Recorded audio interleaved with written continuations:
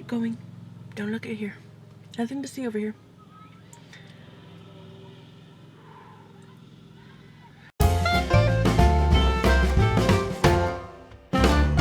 Well, it's not the most flattering view, and I'm very self-conscious right now because I'm at the park and there's people here, but I needed an opening because I am about to go and read my next 5 books from the Christian Book Box. So I have them here, and then again, just first impressions, enough to kind of get me going into the story. Chapters vary from book to book. Some chapters can be only 2 pages and you just don't get enough of the book. And then some chapters can be like half the book. So once I kind of feel like I'm getting, again, very self-conscious, so I'm like, nobody's looking, right? Once I kind of get a good feel as to the way the author is writing, where this may go as a story, then I'll probably just stop and continue on. So I have already done 2 videos of this series. I did a first impressions of the first 5 books, and then a wrap up of those 2 books, and so you can check the description box below. So again, we're gonna have the second batch of first impressions, and then at the end later on I'll finish these books. I can't tell you when. I've got different things going on. Lots of babysitting this month. Summer's out, parents still have to work, which means I am needed more.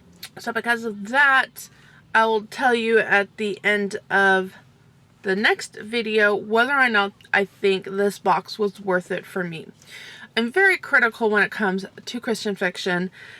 I used to read so much, 10 books in a month of Christian fiction, you know, for so many years.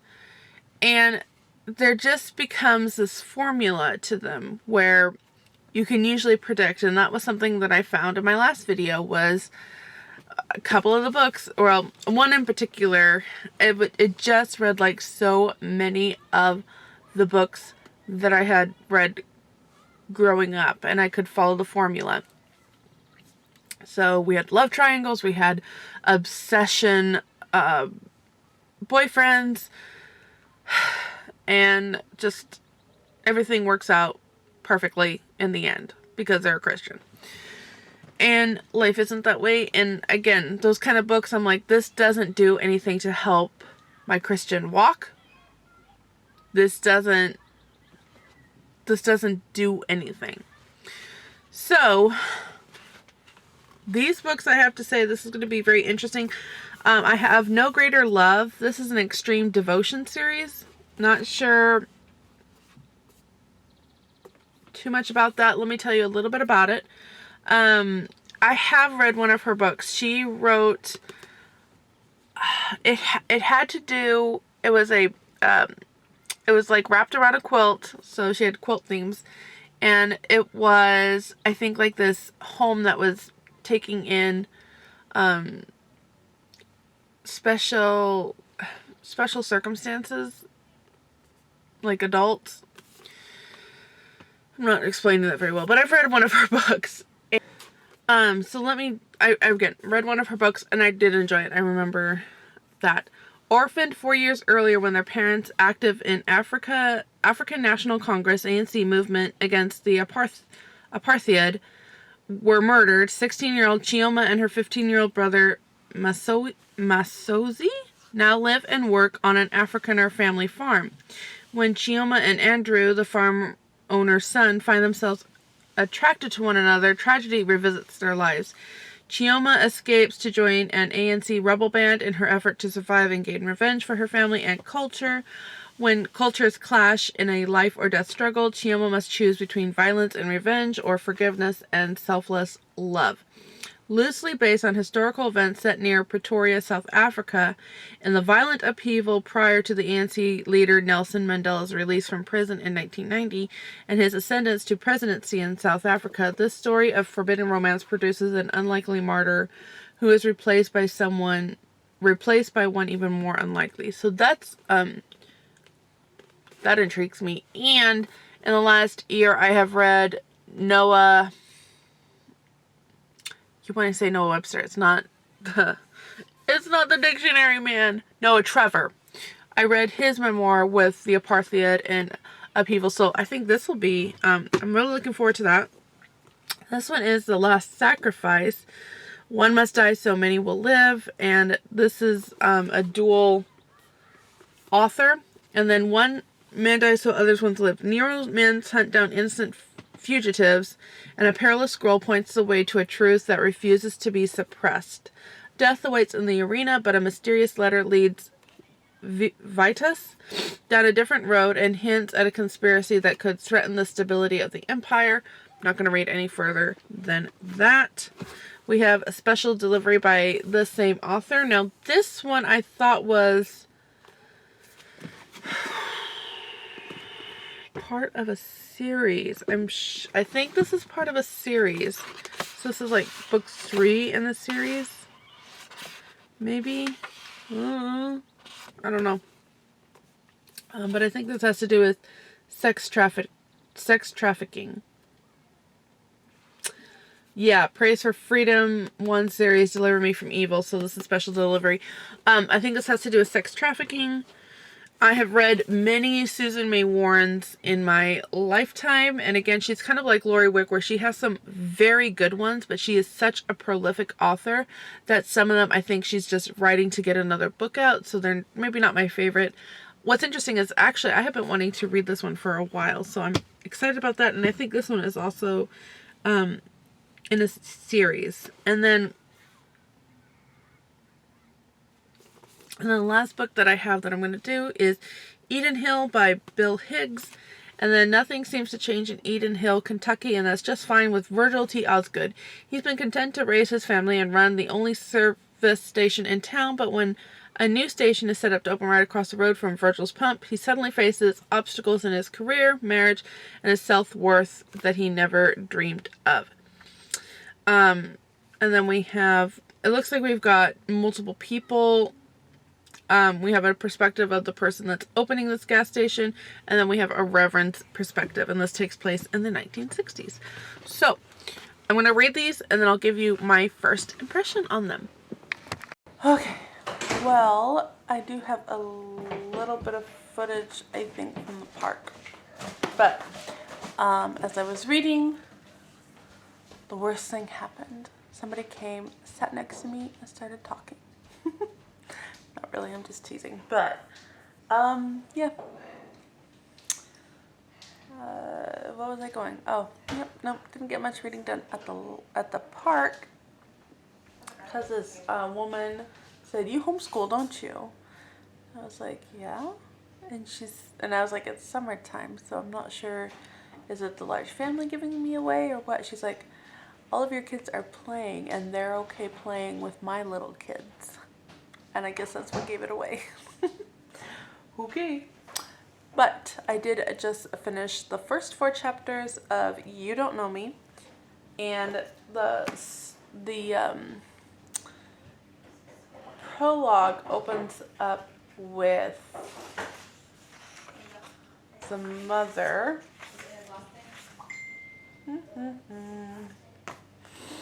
With our main character's mother getting on a plane to basically go say goodbye to her daughter because she's going into witness protection. And then we open up to chapter 1, and then chapters 1 through 4 is basically kind of the life that this girl has set up for herself. It's been 20 years, and so she's got kids, she's been married, and the person that she put away is out on parole. And so one of the former friends of hers was found murdered.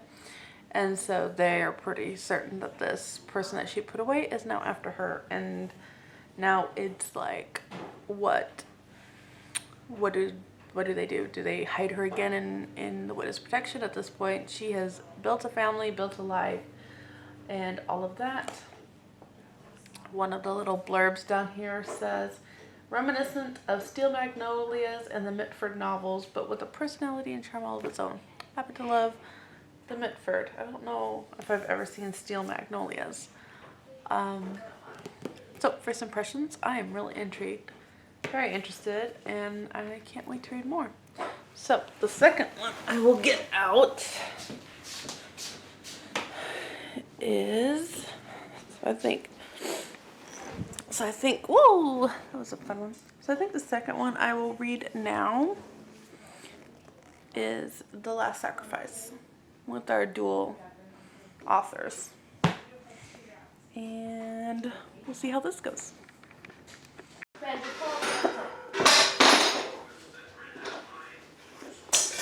So I've gotten to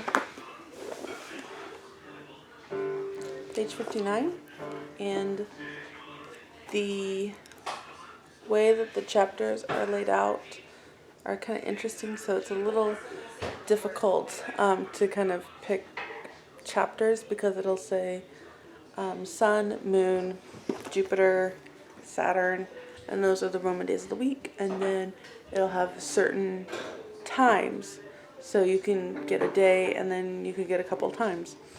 So again, hard to figure out chapters, but I got to what I'm going to call a stopping point because this book is it is full of a lot of torture because this is during the time of Nero and some of the things that the Christians went through. It's detailed. So, Katie, want to come sweep it up in here? Yeah.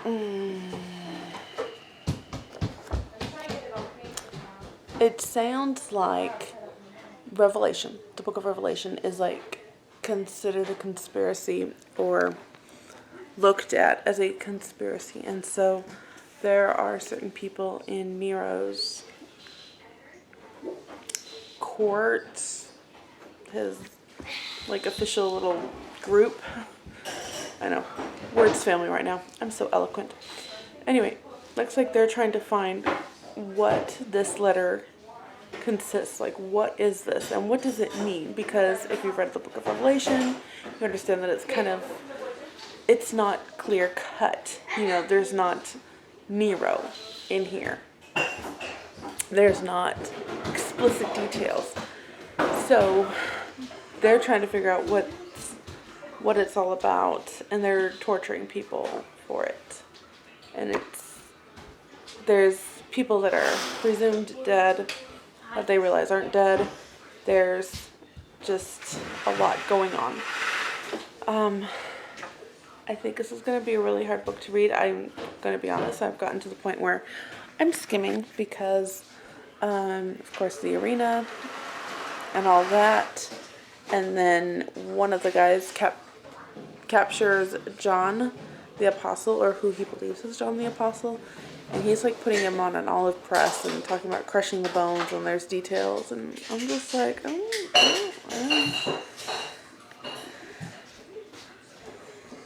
don't know. I think it'll be a good one to read to understand just what everybody went through.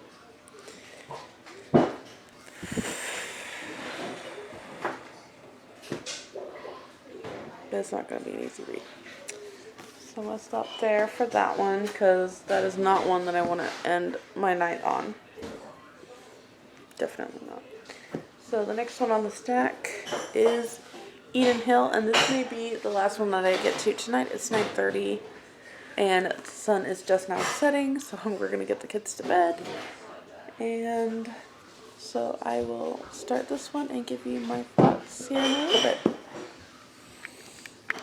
Actually, no. I did brush my hair this morning. Yeah. Game of Clue going on. Yeah. Ouch. Okay, that means you guys gotta be quiet for a second.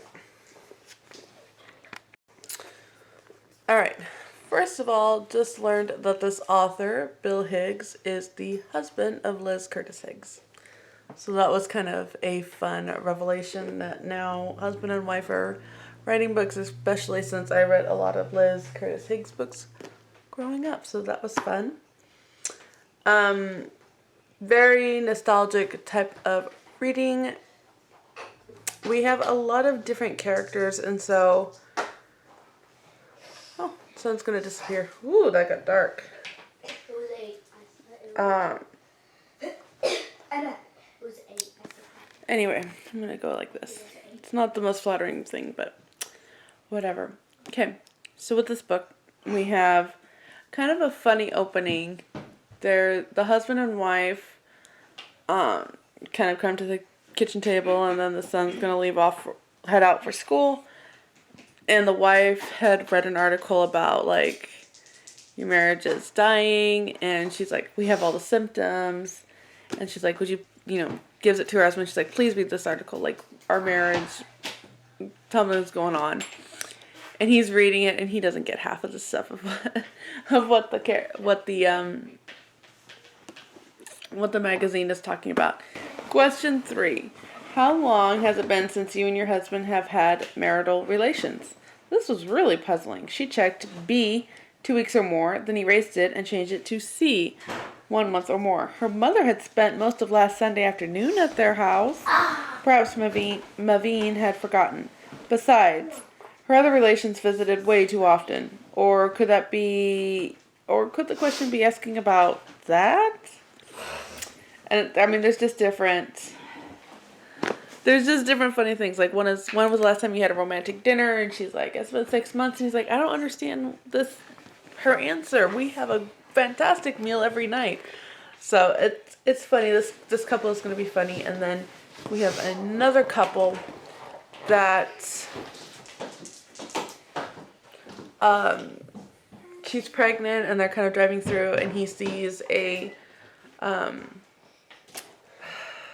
like a little building for sale across the street from this service station, and he's like, hey, I'm going to turn it into like the next Texaco type of thing. And so he's like out there to kind of prove himself to his wife and to everything. So, and that's pretty much where I got. So, and definitely some funny things. That whole scene with him reading, like, what is wrong with my wife? What does this mean? I don't understand. That was hysterical. So I'm gonna open my Sipsies box, and I have a letter from my pen pal, and I'm looking forward to reading that. So, and then I told the kids I would take them to the pool. So I have 3 books done, and then we're just gonna do the next 2 books, which is the Kathy Macias, whatever. I'm gonna go read those, and then I will tell you my thoughts on those. Okay, so I'm here to give you my first impressions on these 2 books. I started with No Greater Love, and this one has apartheid and 1989 South Africa type thing. I think this had one of the best opening lines that I've read yet. This one says, 1989 was not a good year to fall in love.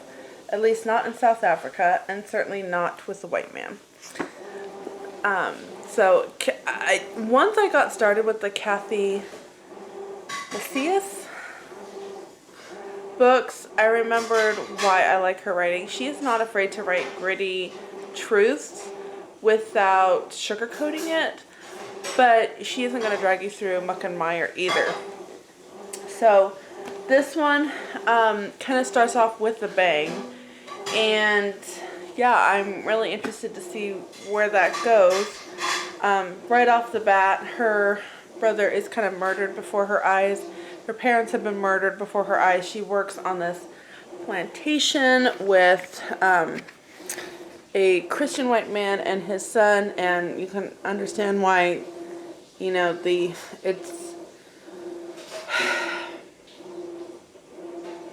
it's just that Christian white superior mentality that his father has. It's kind of and then the second one is A Special Delivery by same gal, and then this one is about sex trafficking. The problem with this book is that it's book 2, and I wasn't sure that I was going to miss anything, but you can definitely tell that there was a book 1 But it kind of picks up where I'm assuming one leaves off, and you kind of go further into the sex trafficking ring and all of that. So there are a lot of characters in here, and I read through chapter 5 on this. I read to chapter 5 on the other one, and there is a ton of characters, and so it's going to be a little bit difficult trying to keep them all straight in my head. But I'm really interested in seeing where these two stories go.